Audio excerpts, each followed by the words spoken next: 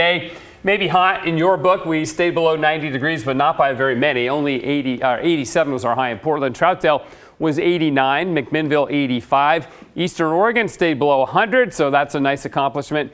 Pendleton 94, and over on the coast 60s and 70s. But Eastern Oregon, Northeast Oregon is where we're getting some really wild and, in fact, damaging weather tonight. We have had severe thunderstorms rolling through Wallowa County, and I heard from one Portlander who has family in the town of Wallowa, which is in Wallowa County, that said they had baseball-sized hail, blew their windows out, damaged their fruit orchard, damaged some other buildings. So hoping to get some pictures for you of that later on. But nonetheless, these storms now pushing into the mountains of Idaho, and there are no more active warnings in Wallowa County or anywhere in Oregon right now.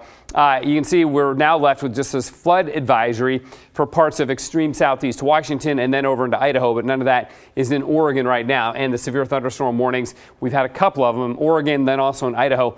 Those have been allowed to expire as well. These storms have weakened just a bit, but you can see the cloud cover on the satellite imagery as they just developed very quickly and moved on through. Second, third day in a row, we've had big storms in Northeast Oregon.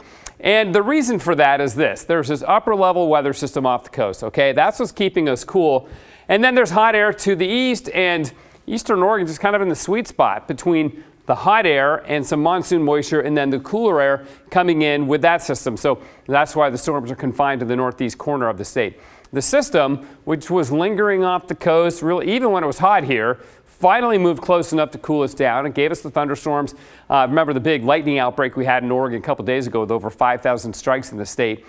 Now it's going to weaken and then recede north into BC, and the vacuum left in its place, I mean not literally a vacuum, but what will take its place is hot air from the south and west. So it is going to warm up again, but not tomorrow. Not tomorrow, hot weather. We're going to have morning clouds and then sunshine, get up to about 80. Same thing on Saturday, morning clouds and then about 82.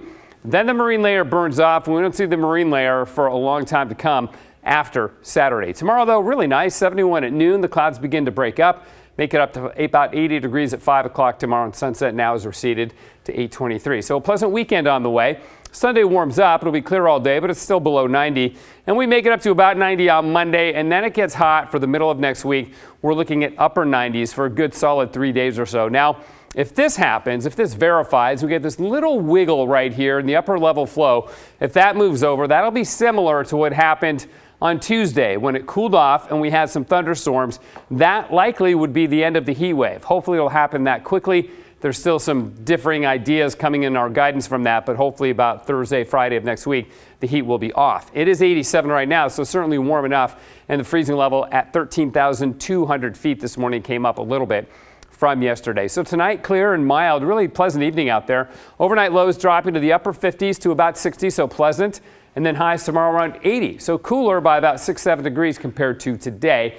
82 on Saturday, and Sunday's still pretty good with that 88, but then Monday is 90, and then Tuesday 96, Wednesday 98, and still in the mid to upper 90s on Thursday. We'll begin to get some clouds on Wednesday and Thursday, again, courtesy of thunderstorms that are likely to develop, but it's getting hot again.